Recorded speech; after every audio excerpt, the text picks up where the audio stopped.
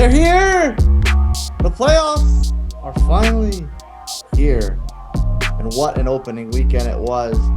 Here to break down the early gatherings from the 2023 NBA playoff. Your host with the most, James the Jet. America's favorite bitch-ass white boy, CProc. And our guest expert analysts, as always, Greggers and the Shaddillac. Partner, what's our first topic? We had some crazy injury scares in the first couple of games.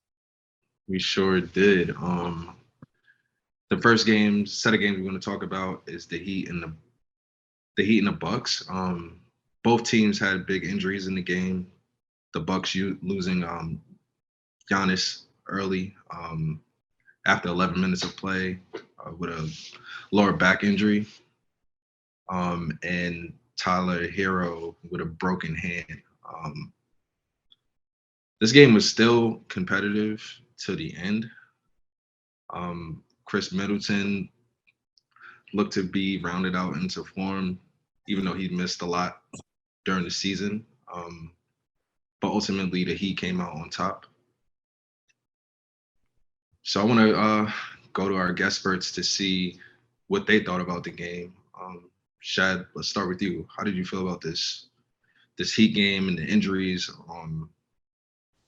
Well, as far as the game, it just seemed like Milwaukee kind of started out slow. I don't know if the week or so layoff in between games really hurt them, but it just seemed like they could not get the offense, going early on. And I believe Miami had like a 10, 12-point lead, after the first quarter, and they just never recovered from there. If Giannis is hurt, I think the Bucks are just an ordinary team, and I think they would lose to Miami, honestly, in a 7-game series if he's out for the entire series. I just think they don't have the scoring without Giannis. Yes, you have Middleton. He had 33 points. But then, you got the others, Drew Holiday. He's not really a prime scorer. You have Bobby Portis. He's good, but he's more of just a spot up type of shooter. Brook Lopez is a role player. They don't have the firepower without Giannis. He's the single most important player on maybe any top contender of a team in the playoffs. So they're going to be in trouble. Tyler Hero is definitely a big injury too for the Miami Heat, but definitely not anywhere close as Giannis. Tyler Hero is the second best, I would say, scorer on the Miami Heat. Not the second best player, but the second best scorer. So they may just have some trouble scoring, but I think they could lock down, the whole Bucks team if they needed to, just based on them having no Giannis. The reports look good with Giannis coming back in the series. I didn't see anything about him, being out long term or even for game 2, definitely. So I think it's promising. So I'm still going to stick with the Bucks as of right now. But if Giannis gets injured again or he just doesn't look like himself, I'd give the edge to Miami just because they play scrappy. Jimmy Butler is one of those players in the league who, goes from an B+ A- player to an A+, looks like a top 5 player in the playoffs. And he showed it this last game with getting 35+ points. So I'm going to stick with the Bucks. I'm going to say Bucks in 6, but that could change, with the injuries going on. Agreed. Greg, how do we feel about the Miami Heat and the Bucks? Yeah, I'll echo Shad's sentiments, especially early on. I'm going to look at early in that game that the Heat went up big, had a big lead at the half. I'm not going to overlook that one. I probably attributable to some rust from the Bucks. Number one, obviously Giannis. I mean, I'm guessing too. There's some shock value, amongst the team. The first game of the playoffs, he goes out. I'm sure as you don't game plan for that. You're not ready to per se adjust on the fly, especially when he's arguably the best player in the world. It does seem like going forward that the test came back negative, so he possibly could sit out game 2. It sounds like he will play, but I'm going to guess over the course of the series, he will be back. And I'm personally believe the Tyler Hero injury for Miami, not that he's better than Giannis, but if Giannis is back, Hero's a huge loss for Miami. The question with the Heat constantly is their offensive efficiency. I mean, he's by far their best shooter. He opens the floor up for the rest of the team. I mean, with Hero being out, I find Miami is going to have an extremely difficult time. And I'm with Shad. I think the Bucks win this series. I wouldn't personally be shocked if the Bucks took the next 4. That's assuming Giannis is healthy and plays the majority of the series, but I don't think it goes beyond 6 at the most. And I think Milwaukee will get through this in advance. The person that go ahead, partner. I'm sorry. I got a kick out of the announcers forgetting Drew Holiday was an all-star. That's low. The person that's gonna replace Tyler Hero in the rotation is gonna be Victor Oladipo. It seems like he hasn't been in the rotation for a while, but I know it's gonna be interesting to see how the Heat manage the loss of Tyler Hero. Yeah, speaking of injuries, that's one of the poster childs of recent memory. Who, Victor? Yeah. Oh yeah. Plays one game, gets hurt. Goes to a new game, goes to a new team, plays one game, gets hurt.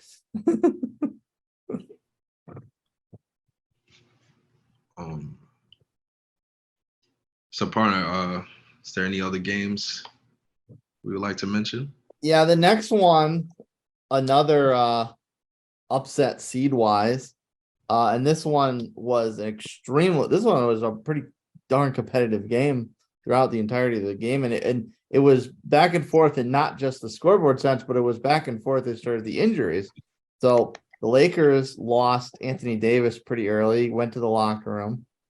By the time he came back, John Morant took a massive hit, and he's out, and his status for game 2 is a little bit in jeopardy. And as soon as Ja went out and AD came back, and the Lakers got ridiculous production off the bench, Austin Reeves had a huge performance coming in big shots, walking out, puffing his chest out like he owned the forum.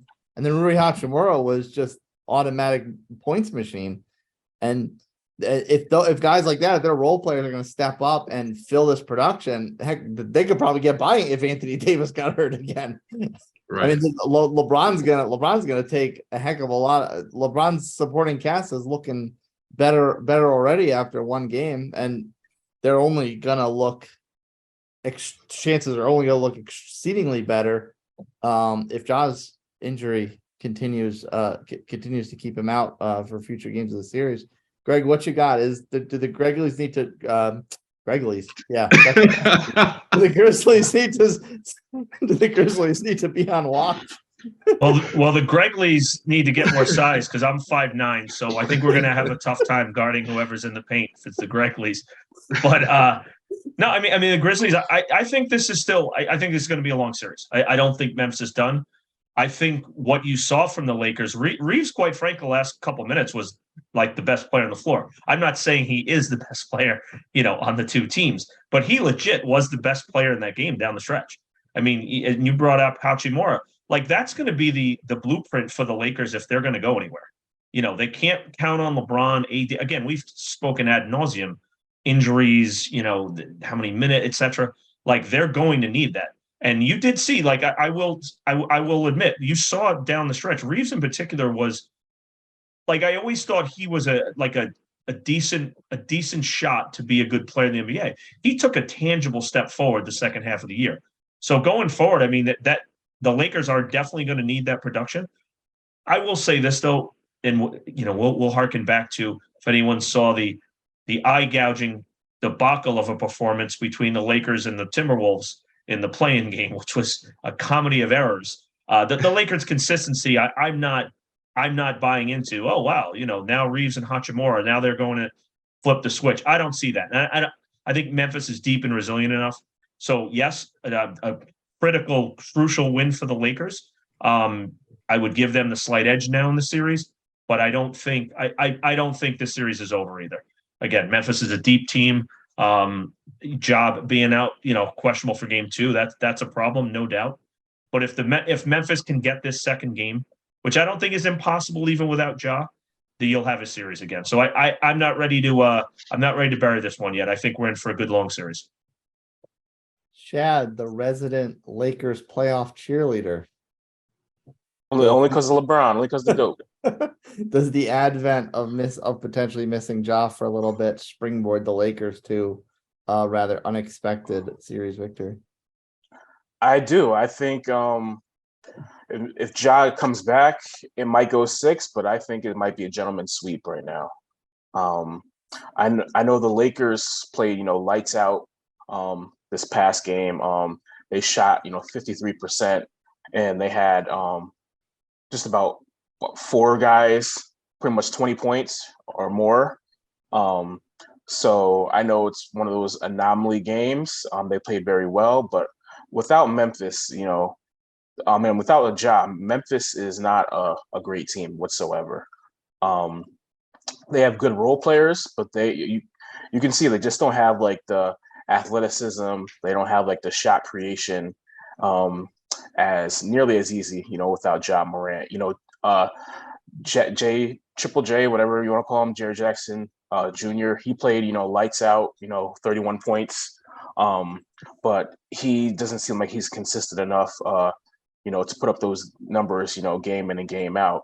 And then the Lakers killed them on, they just seem much bigger. They killed them on the boards. I believe they out-rebounded the Lakers out-rebounded them by over 10. So I think that's a consistent problem they're going to have. The Memphis Grizzlies don't have their probably 2 of the best 3 bigs, and you're going against an elite, big and Anthony Davis when he's healthy and plays. So that's definitely going to be a problem.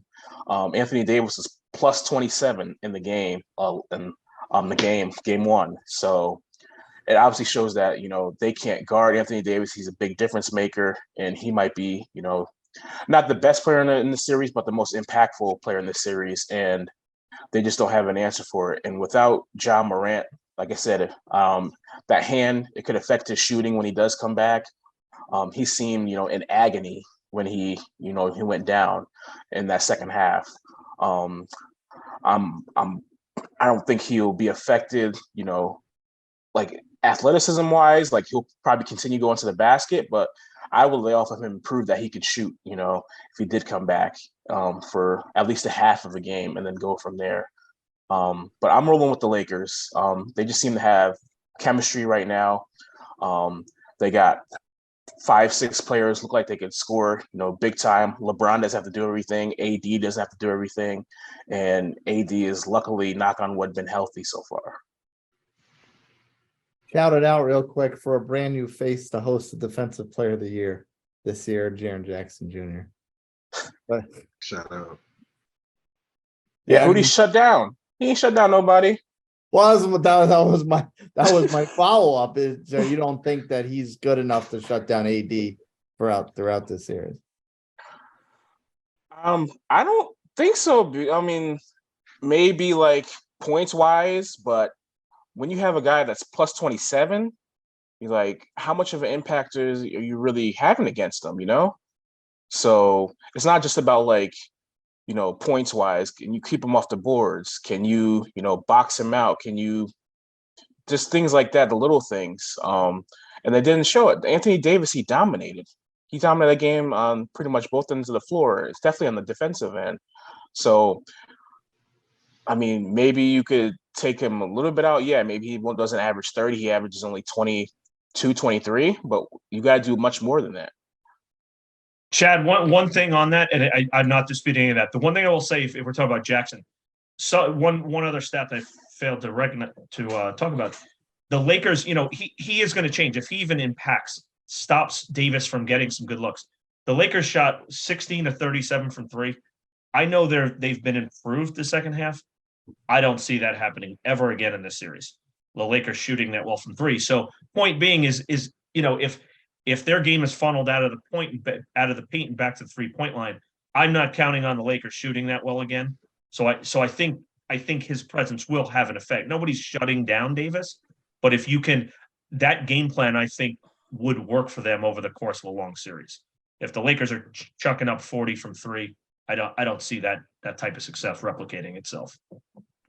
But he didn't even grab like really any rebounds or anything like that. So it's like, I think for probably what goes into Defensive Player of the Year too, or like your defense is rebounding, and he only had 5 rebounds. Like you're going to be the big on the floor for your team. You got to be averaging a double easily. He's a I agree. skinny big. And I also think that, like, if Ja's not there, of course they're gonna have a hard time. But the way that they're gonna beat the Lakers is they got to run on them, and Ja's gonna be the person to lead that charge. You want to play a half-court game with the Lakers, it's gonna be tough for them to score.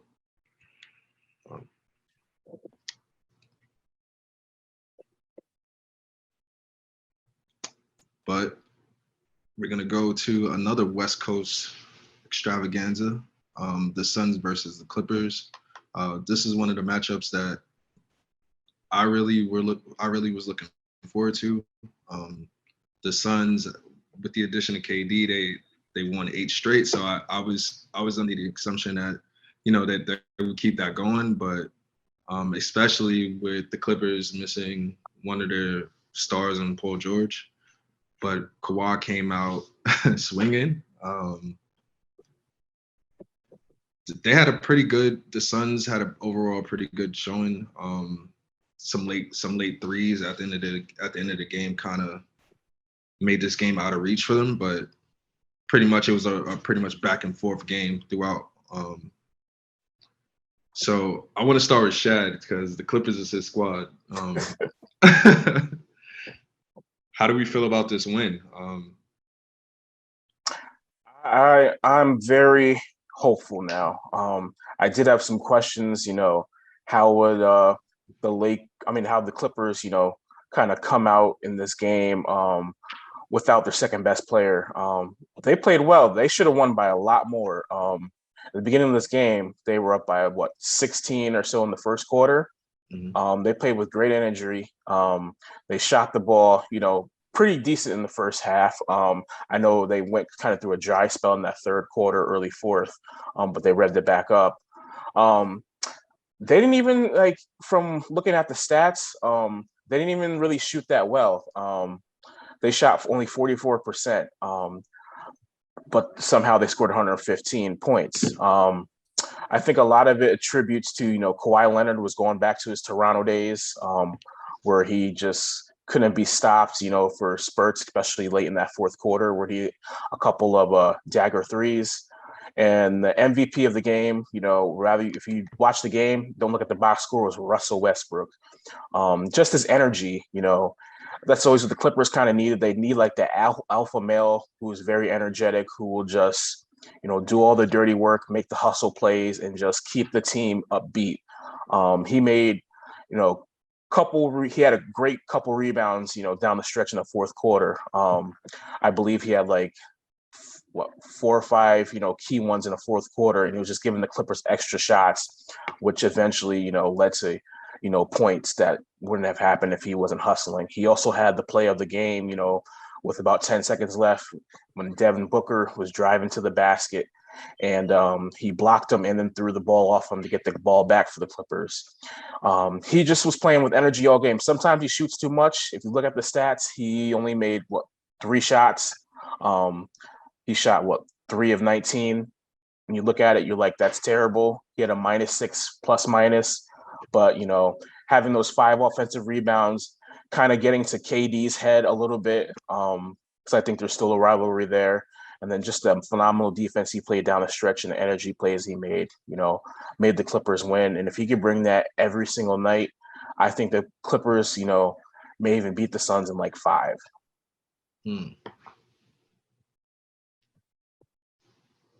Wow, Greg. How do we feel about that? I think we're getting a little crazy with the Clippers in 5, but I will say this: it was a very impressive performance by the Clippers. Kawhi, what Shad alluded to, you know, Kawhi did have that old look. It seemed like every time Phoenix made a run, the Clippers needed a hoop, he got it. I mean, for me, it was one of the best games I've seen him play. He hit a few threes. He gave what the defense, he basically took what the defense gave him, and he made plays out of, you know, when he got double teamed, he sometimes scored to them. He dished out.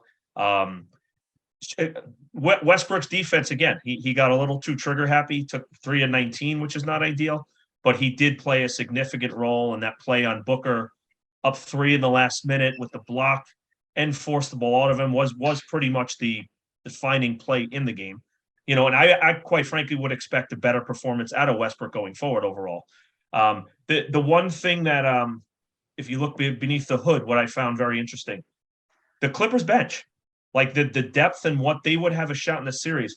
All 4 of their players, they went 9 deep. Plumlee, Highland, Mann, and Powell, significant difference in that game. All 4 had a plus minus of plus 11 or better, which not a single person on the Phoenix bench did. And I remember moments in the game where Mason Plumlee, he had 7 points and 11 boards in 18 minutes. That's a significant addition and presence off the bench for them.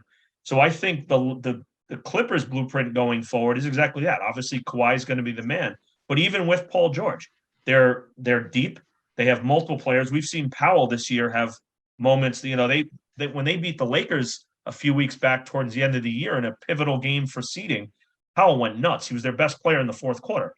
So I would say it's a great performance by the Clippers. I don't think the series is over by any means, but I think what they ensured is this is a real series, and they do have a legit chance to win this. I don't think Phoenix needs to hit the panic button, but this is a series, and I think the Suns are going to have to play very well to get through it. I still expect them to do so, but the Clippers are for real, and they proved like their depth was a real factor in Game 1. I just want to hammer home the point of how clutch those final sequences were by Rusty at the end with the two free throws, getting the ball out of bounds off Booker. And then, of course, they come back, answer a couple more Clippers free throws, and then he has that long lead pass to Mann to ice it with the transition dunk. And this game was absolutely incredible, easily the best game of the weekend. And I wouldn't be shocked one bit, and I certainly hope that every other game this series is going to match the type of quality that we got out of Game 1.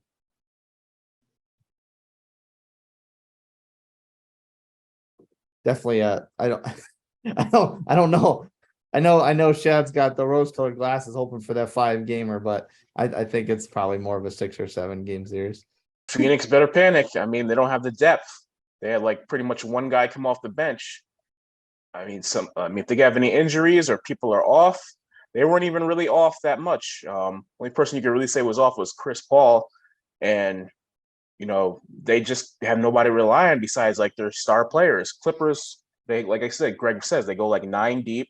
Anybody could score, 15, 20 points, and they're going to wear Phoenix down, especially somebody like Chris Paul, who he always shows like that. He's losing some gas in the tank, in these type of series, these longer series. So I really think it's time to hit the panic button for Phoenix. They didn't play terrible. They played terrible the first quarter, but after that, they didn't.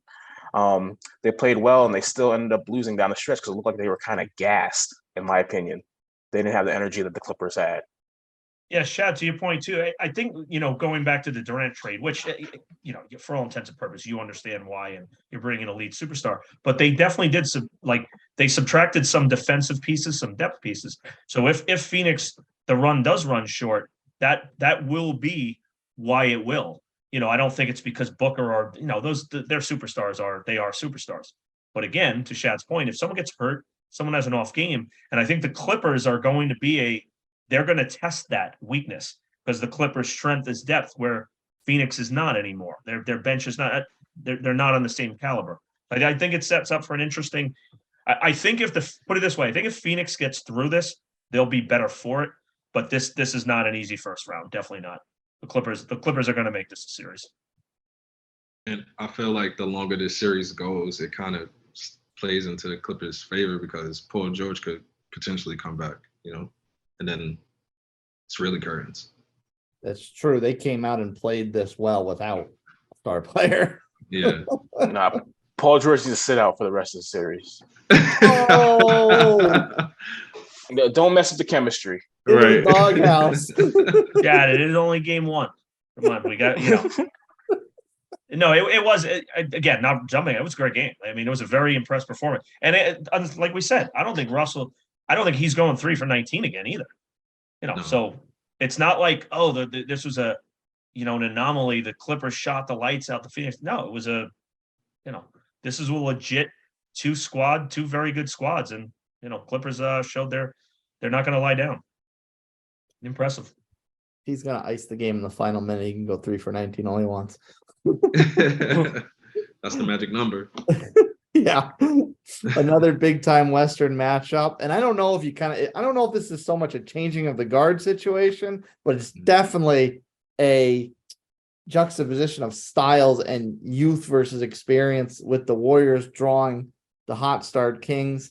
And I kind of feel like the key to winning this series is who's going to win on the road first, because they're both exceptional home teams. The Warriors' track record at home is obviously unreal, not just this year, but in years past. And the Kings have an incredible energy in that building. So to me, they both have a lot of firepower.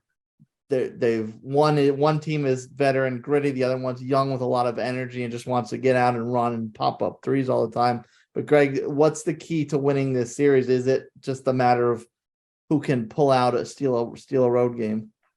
Yeah, I don't think you're wrong in that synopsis. Looking at this series when I did, obviously Golden State, we know what they are. They're defending champions. They're amazing at home. I'm personally the belief that Sacramento is the team who needed to get game 1 and game 2, quite frankly. If Sacramento goes up 2-0, Golden State goes back home, I'd find it hard pressed to believe they lose one of those the next 2 at home.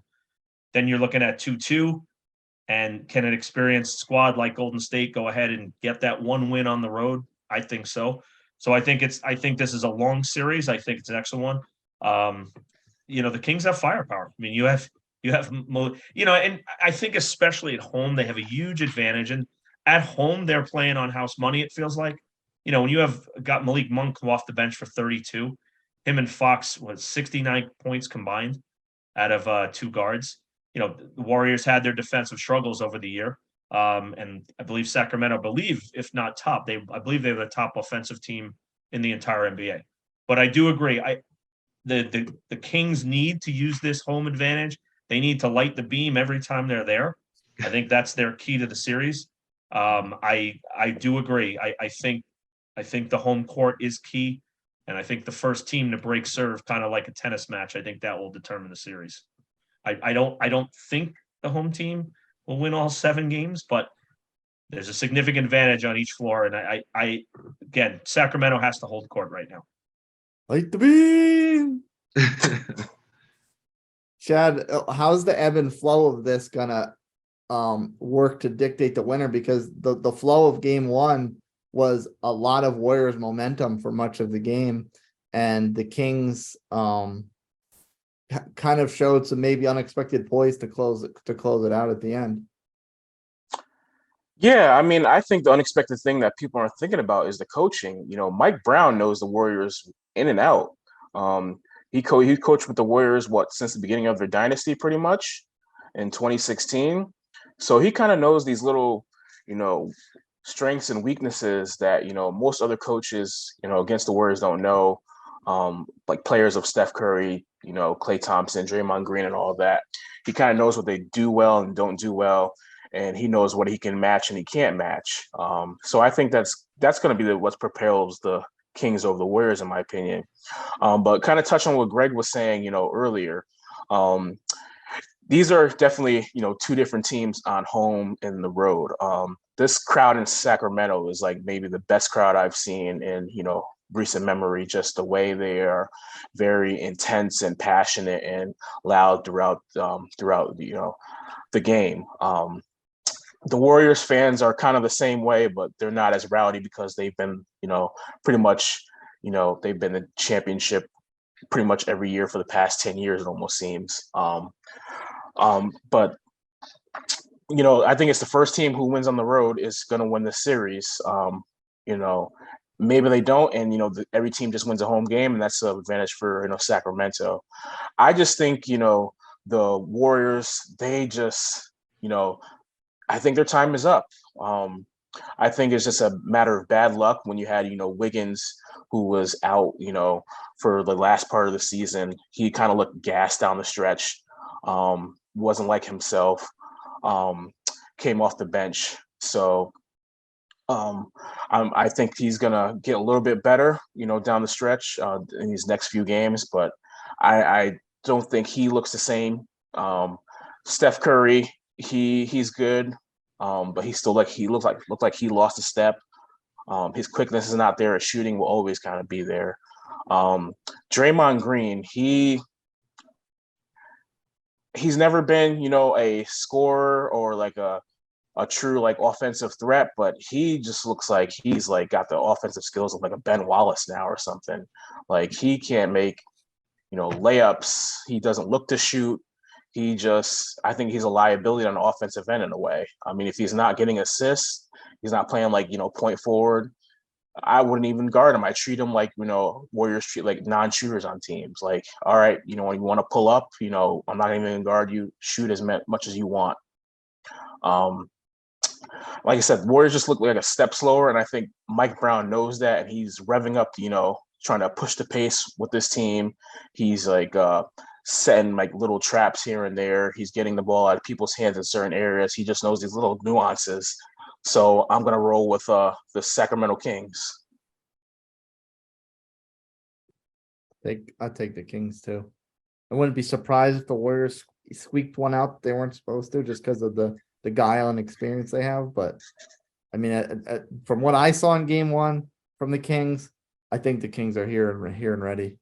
I don't think they're in that like arriving too early status. And the Warriors, like they shot way too many threes, 53s. Like, I don't know if like the Kings are really forcing them to do it. Like, but you guys got to go to the basket more. There's no reason you should be shooting 53s unless you're hitting 50%. I'm personally not bailing on the Warriors. I think they may go down 2-0 tonight in Sacramento. I think they'll win the next two at home. They'll probably take Game 5. I think Jonathan Kuminga is going to play a big part in this series. I think they're going to need his minutes. I think he will play a significant role, and I think they'll get rolling back at home. So even if they go 2-0, I'm going to go the championship pedigree of the Warriors. I still think they get out of this. Has anybody seen Jordan Poole?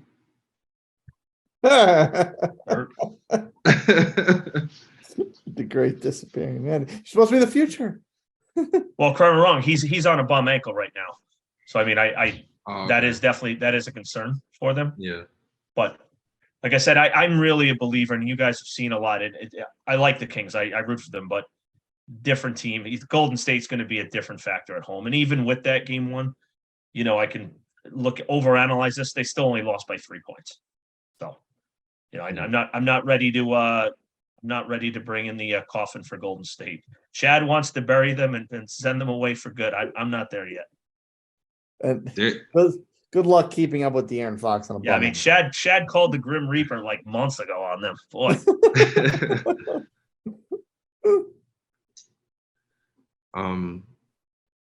There is a team that I would like to bring the coffins out for, and that is the Cleveland Cavaliers.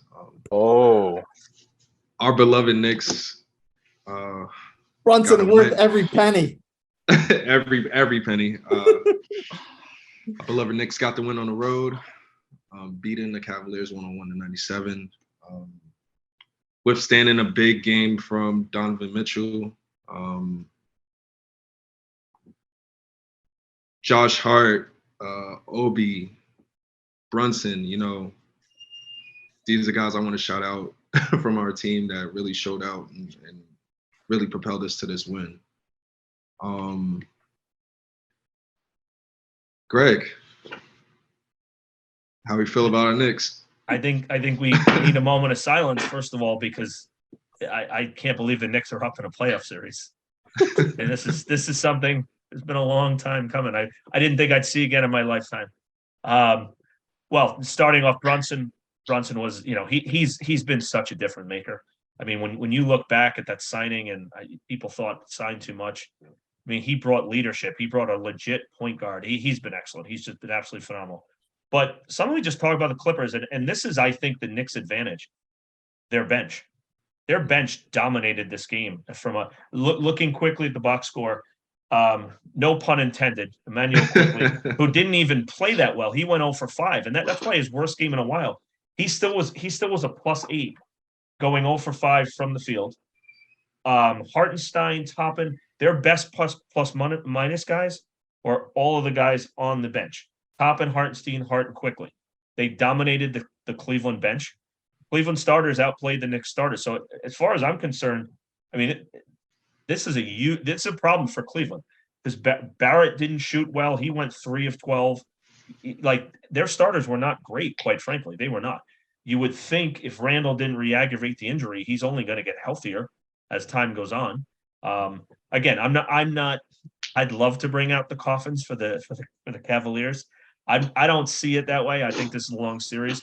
But the Knicks more so than Cleveland, I think, had to get that game, to get a little confidence they get wiped out of the playoffs a few years ago, even when they had a decent squad. I think the Knicks have a real shot. And I would guess over the Eastern Conference playoff series, this will be by far the best one. I think you'll see a lot of back and forth, and I'd be shocked if this series does not go 7.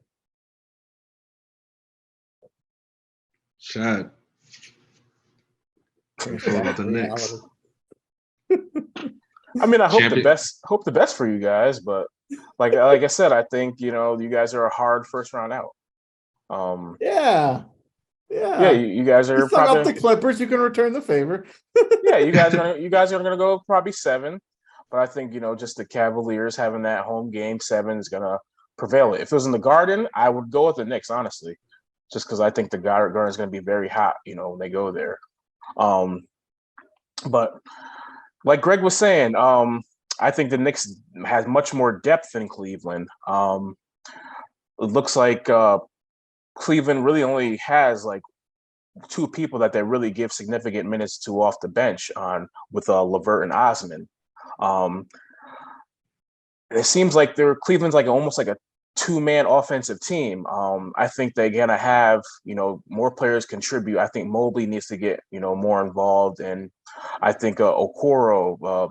I know Jared Allen's not really a scorer, but you guys gotta find somebody else who in the jam or in these games could get you 20, 25 points. If Mitchell and Garland aren't hitting that day. I think Donovan Mitchell, he's gonna probably win at least 2 games in this series by himself. So I think, that kind of propels, I think the Cavaliers, in my opinion. I think, there's going to be a game. I think Mitchell's going to hit like 50, one game and maybe 45 in another. So I think that's probably going to be a little bit of difference. I know Jalen Brunson, he's been playing phenomenal. I would give him a top 5 MVP vote, in my opinion, right after the big 3 and, Sabonis. That's just my opinion. But I just think the Knicks, they lack something. I'm not sure if it's just coaching, but they just need like somebody else to rely on besides Brunson and Randall. Quickly, he's great. I think he's a year away from being like a 6th man of the year. But this is not next year. So that's the reason I'm going with the Cavaliers. They have Donovan Mitchell, who might be the best scorer, at least top 3 in the NBA as far as, just filling up buckets when they need to happen. One thing with that, Chad. Oh, sorry, Chase, go on. I will say that we just sung up the poise of the Kings to close out the game against the Warriors. How about the poise of the Knicks to close out this game too? Because we were up big. Cavaliers came back. Mitchell poured in a bucket load of points, and the Knicks still maintained some toughness to close out the game. Yeah, I love the fact personally. Speaking of Mitchell, I don't disagree with Chad. He kind of went off in that game. He had 38 at home, and the Knicks still won that game. I mean, I'm kind of the belief. It's like pick your poison here. Mitchell is going to go off. I'm kind of the belief, he's going to get his 35-40 regardless. I think they can win that series. If they keep the rest of the Cavs at bay, I kind of like that blueprint, to be honest. If they start doubling him and it opens up open lanes. That's where going to get destroyed. I kind of like. I mean, every way I look at that game, you're on the road. Their star got 38. You still won the game. I think it's a good thing. I think Mitchell can get his, and the Knicks can still win the series. Elsewhere in the East, I don't know. There's nothing we should be surprised with how this game one went. None of us were big on the Hawks. Somehow they pulled off that win over the Heat in the play-in game. And I don't know, maybe the Heat just had something in the back of their mind and they said, we don't want anything to do with Boston. Because after that performance, it looks like Boston's got their groove back and they're going to run through the Hawks with high amounts of ease and just blast through this series and take a few extra days off to rest for the second round. Shad, after seeing that, the way the Celtics were so hot, then they kind of cooled off a little bit and lost the number 1 seed. After seeing that game, are the Celtics back to being the team to beat? Boy, I'm not sure if they're the team to beat, but I think they're the team to beat if Giannis is hurt. I'll leave that with a little asterisk. I know I'm not committing to it, but yes, if Giannis is hurt, I think they're the team to beat in the East at least. Yeah, like I said, Atlanta, they just aren't a good team. Yes, they beat the Miami Heat in that play-in game. As Chase alluded to, maybe they just packed it in somehow and did the Charles Barkley route where they somehow wanted to just tank a game and pick their opponent. But they just look overmatched. The Celtics, they just got two superstars in Brown and Tatum.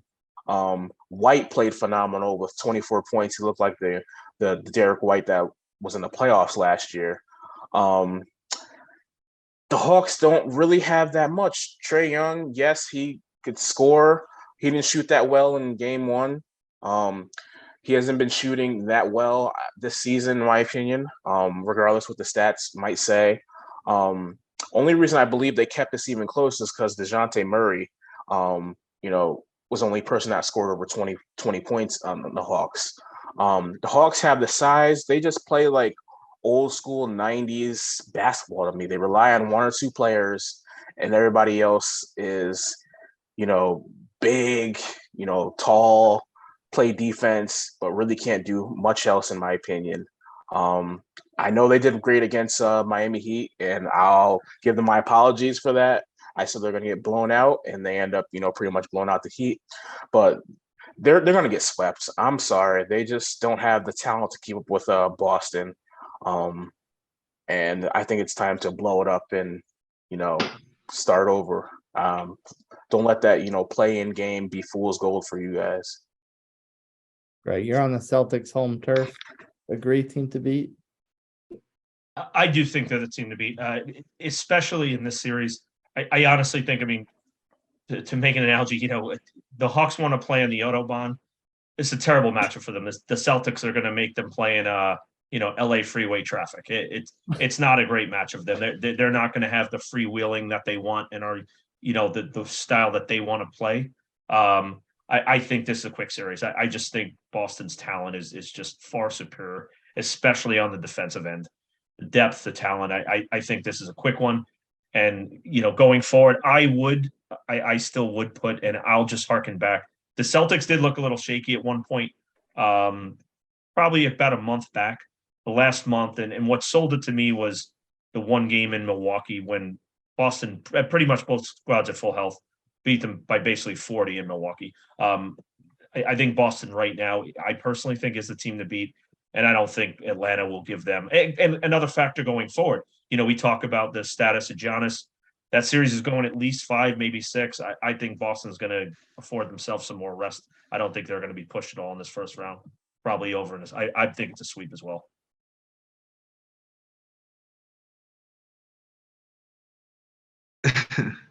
Well, speaking of sweeps, we're going to talk about the Sixers versus the Nets. Another potential sweep. The Sixers look thoroughly overpowered against the Nuggets. The Nets. Too many N teams. Where seems like the Sixers are having their way with the Nuggets. The size is a problem for them. They're just paint mashing, getting whatever they want. Greg, how do we feel about the Sixers versus the Nets? I think this is pretty much as expected. I actually watching the Nets. I actually like, especially game two. The Nets have played pretty well, to be quite honest. I mean, they had a lead after the first half. They've had big performances in rotating games between Bridges and Cam Johnson. This series was to be expected, right? I mean, I actually think this is going to be pretty much an easy series for the Sixers. I'm expecting the Nets to take a game at home. Like I said, I've been impressed. They've been somewhat competitive, but this was one going in. We know that off the bat. There's no way the Nets would have been the 6th seed if the squad they had to start the season is the squad they have now. I mean, they started with Kyrie and Kevin Durant. They don't have either one of them now. So honestly, though, look at it from this perspective. Philly, it will behoove them to make this quick work of the Nets. For their own injury purposes, to get rest, to be prepared for, which most likely will be Boston. They're going to have their hands full there. And for the Nets, honestly, I think they've showed okay. I don't know how you'd expect them to beat them, and it does look like going forward. Bridges and Johnson in a playoff atmosphere have played really well. I think those are building blocks. So I think this is just kind of, it's a severe talent mismatch in this, like you said, in the paint. They don't have an answer for Embiid. Claxton has been good on the defensive end all year, but just the overall talent of Philly is just superior to the Nets. So I think this is kind of a ho-hum status quo. Philly will advance. And again, if you're the Nets, you can't expect more. I think they've shown all right, and you feel promise with the guys they've brought on board for a future. But Sixers should coast through this series. Just said the Celtics are going to benefit from having a few extra days of rest. And it looks like their next opponent could also be in the same boat. They could. I'm thinking the Nets take one though. I do. They've played all right considering. I really do. Like if I'm a Nets fan, I feel okay with what happens. You know the better team, who the better team is. That's not a surprise. Shad, how do we feel? We think the Nets get a game in this series? I actually do think the Nets get a game. I've seen, like, even though the score may not say so, the Nets play hard, and they have good coach Vaughn. They're just missing, kind of the superstar pieces. They have, Bridges, who seems like he's going to be an emerging, all-star. Cam Johnson, he's been playing good. He's going to be like a good, third option on a really good team. Claxton, he seemed like he could be a defensive player of the year type of candidate for years to come, just the way he holds down the paint and rebounds. Dinwiddie, he's, seems to be one of the most underrated players in the league. He could, give you 15, plus points, more of an off the bench type of point guard, but he plays pretty well. It's like everybody pretty much has been saying, they're overmatched. They don't have, the star power. Philadelphia has easily the top, 2 players on in this game, probably maybe in the top 3 if you want to include Maxey. Between him and Bridges, and maybe a little bit of toss up, or not that huge of a gap. It's going to be a sweep, gentleman's sweep. I think, Brooklyn Nets probably win like game 3, maybe game 4, in Brooklyn, just because the crowd might be a little fired up. They might play a little bit harder. They might get some bounces of the ball or a call or two that may change the dynamic of a game. But they're just overmatched. They did, they didn't do as badly as everybody thought they would, once KD and Kyrie, were out of town, and Ben Simmons has been whatever the hell he's doing. He's been lost. Yeah, been lost. They did stay afloat. They played around 500 ball, so they're not a terrible team. They have a bright future. Maybe it would have been better somehow if they, didn't make the playoffs. I don't know what their draft pick situation is, but if they could get one player in here, if they get somebody who wants to sign and somehow be a star, this team is looking bright. But this is just not their time right now. Ben lost is pretty good. I was thinking simple Ben. Oh, last but not least, the most perplexing team in the playoffs through 3 games. These Minnesota Timberwolves, they look like they're running around dizzy in circles against the Lakers. Then somehow they go against Oklahoma City Thunder, who went toe-to-toe with high-scoring New Orleans and wound up blowing them out of the water by the end of the game. And then, of course, they come back in this against top seeded Denver, and they absolutely get their tails handed to them. Chad, will the real Minnesota Timberwolves please stand up? And if so, do they have a snowball's chance in hell against Denver? I think they do have a chance against Denver. I just think they don't have the right rotation. I think they need to fix that because I don't believe you could play Gobert and Towns at the same time in this series. One of them is going to have to guard, Joker, try to guard Joker, and and then the other one's going to have to play on the perimeter. I don't think that's any of the other person's game, Gobert or Towns. So somebody's going to have to cut their minutes, take a drastic hits. I would personally, start Towns and have Gobert, be the backup, only getting maybe like 15 minutes a game or so, and Towns plays, close to 40. Because it's just a mismatch of styles. Minnesota seems to be built, like twin towers. Oh, we have the size. We're gonna out rebound you, have some block shots. But Denver, they have Joker who, can play inside or outside. He was giving them, like the old Hakeem Olajuwon, like footwork skills in the paint when he needed to. And then they have size, but people who can shoot when they need to, like Aaron Gordon and Michael Porter Jr. Yes, those guys are like 6'10" or so, but they play mostly a perimeter game. They could take you off the dribble. They're very athletic. I don't think Minnesota, with the bigs, they can do that. It's like they have 2 bigs and then everybody else is, perimeter players. And that one position messes up everything for that team. Anthony Edwards, he's good. He just can't make up for the deficiencies that the Timberwolves are going to have. They have to play a style either. We're going to try to outscore, Minnesota, which may be outscore Denver, which may be their best bet, but I don't think they can shut them down defensively. So I think they're taking the wrong approach by playing, both of these guys. They got to play. Towns has got to be the center. Gobert's got to come off the bench, even though you've traded everything in Minnesota for him. So I think if they get their act together, I think they could take surprisingly Denver to 6 games. But as of right now, what I saw in game 1, if they keep that strategy, they're getting swept. They gave up half the Twin Cities just to get back into their beefy body. That's the worst trade I've ever seen.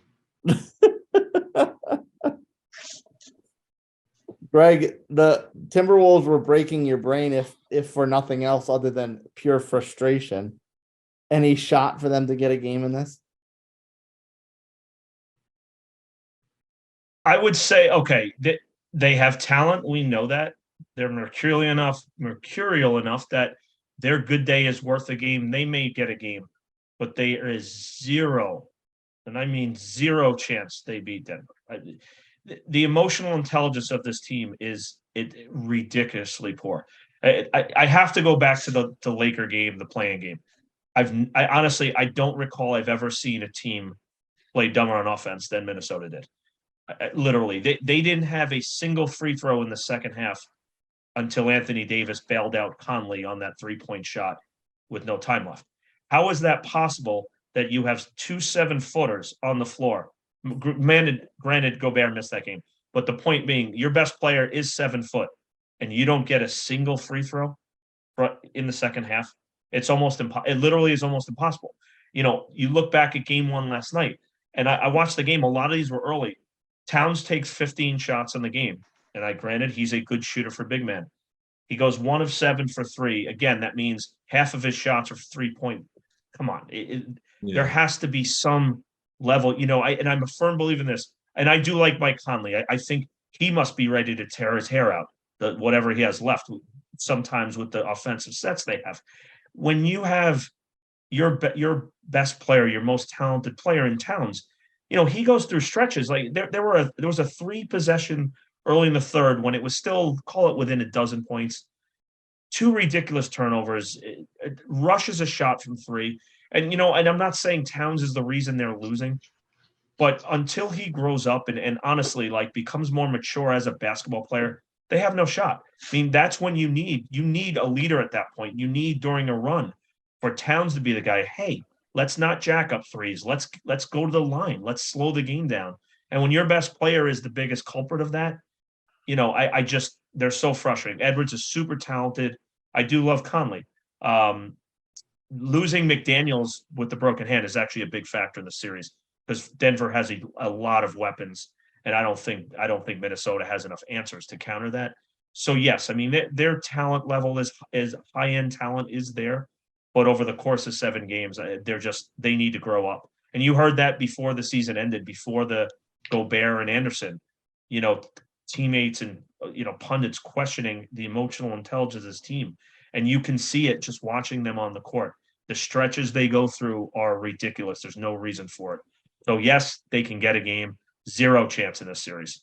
They need to grow up, basically, on and off the court. Grow up. Harsh. Yes, grow up. I think Cat takes that he's the best shooting big man thing to heart because he just refuses to post up and take mid-range jump shots or something else other than a 3. And yeah, James, you get what I'm saying? It's like I understand there's a time and a place in the game, and he doesn't get. Like I've seen it time and time. He doesn't get when they need to stem a tide. That's the last time they need to rush a 3, and he's the one doing it. It's like, gosh, like you need to become a leader. Like, not just in name and talking. You need to be a leader on the court. And I just feel like that's severely lacking there. Severely. You're 7 foot. Go abuse somebody. Right. I think winning that 3-point contest last year was probably the worst thing for him. Yeah. He's like, I'm 7 foot Steph Curry. That's who I am. Like I'm asking you guys seriously, back to them. Have you ever heard of in the NBA where people complain, people who don't like the sport say, oh, everything's a whistle, everybody. Have you ever heard of a team not having a free throw in an entire half? And you have a 7-footer. It's almost impossible. Well, not for them. You should sneeze and get a whistle. Cheers to you, T-Wolves. I'm just, one last thing. I'm just glad that I'm still watching basketball because I debated stabbing my eyeballs out watching that last debacle against the Lakers a few nights ago. I was losing my mind. I couldn't deal with it. Is it because you hate the Lakers so much? No, Shad, honestly, because the Lakers were almost as bad. I mean, it was unbelievable. It was entertaining to watch just from, it's a close game going back and forth. But gosh, that was some really bad basketball down the stretch of that game. Oh. Well, right, because that foul by Davis on Conley in the corner was equally as idiotic. Yes, even that, like Davis. I mean, even LeBron, like it was actually kind of funny in the post-game interview. Remember when he kicked the ball out to Schroeder? Schroeder hit the big 3, which should have ended it. Yeah. And LeBron says to the reporter, which I give him credit, he drives me nuts, but it was funny. He goes, well, he should have been the hero, but AD over here decided to have the brain fart of all time and foul Conley. It was a comedy of errors. Like, oh my gosh, what is going on here? I'm just mad that they robbed us of watching a really fun series alternatively with Oklahoma City and Denver. Yeah. Yeah, I would have rather watched that as well. Maybe we'll get to see it next year. Well, gang, it's been fun talking about the playoff extravaganza. We got some big wins, some big losses. couple injuries. If you want to, talk about it with us, hit us up on socials at Hoops Boys Pod on both Instagram and Twitter. And let's talk about all things playoffs and tell us, your predictions and all that jazz. But before I end off, I want to thank our guest experts, Chad and Greg. Thanks for all your expertise and everything you add to the show. Go Chiefs. that should be a Clipper shirt, bro. All his teams are red. I know. Red's a good color though. But until then, this is the Hoops Boys Pod. Peace. Kobe.